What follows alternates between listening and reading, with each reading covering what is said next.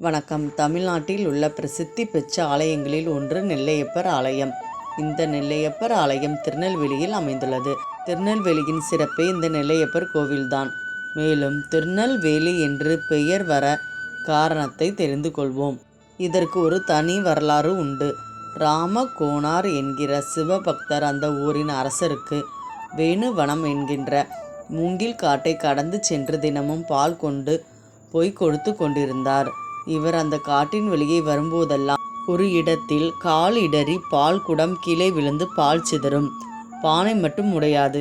இப்படியே தினமும் நடந்து கொண்டிருந்தது. பால் குறைவதற்கு ராமகோனார் சொன்ன காரணம் கேட்டு அரசர் கோபமடைந்து சத்தம் போட்டார். மறுநாள் பால் கொண்டு வந்த ராமகோனார் கையில் கோடாரி ஒன்றையும் கொண்டு வந்தார். அந்த இடத்திற்கு வந்ததும் வழக்கம் போல் கால் இடறியது.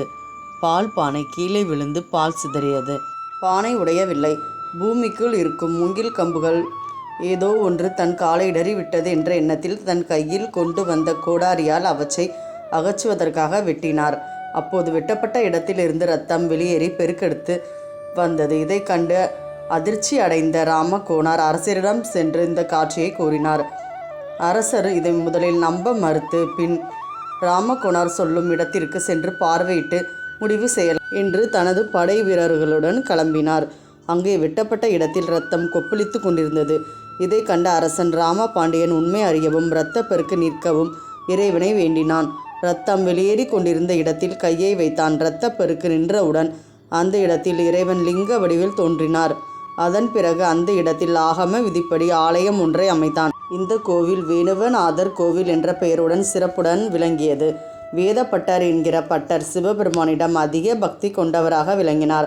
தன்மேல் அளவு கடந்த பக்தி வைத்திருக்கும் வேதப்பட்டரின் பக்தியை சோதிக்க சிவபெருமான் எண்ணி வேதப்பட்டரை வறுமைக்குள்ளாக்கினார். வேதப்பட்டரும் தினமும் வீடு வீடாக சென்று நெல் சேகரித்து இறைவன் நெய்வேத்தியத்திற்கு பயன்படுத்தி வந்தார்.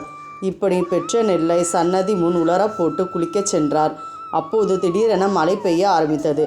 குளித்து கொண்டிருந்த வேதப்பட்டர் மழை தண்ணீரில் நெல் நனைந்து விடப் போகிறது என்ற எண்ணி வேகமாக ஓடி வந்து பார்த்தார்.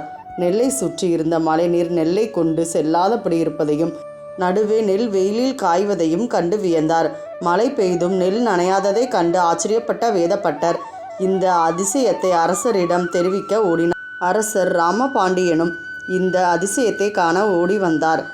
நெல் நனையாமல் இருந்தது. உலகிற்காக மழை பெய்வித்து வேதப்பட்டரின் நெல் மட்டும் நனையாது காத்த இறைவனின் சிறப்பை உணர்ந்து மெய் சிலிர்த்தார்.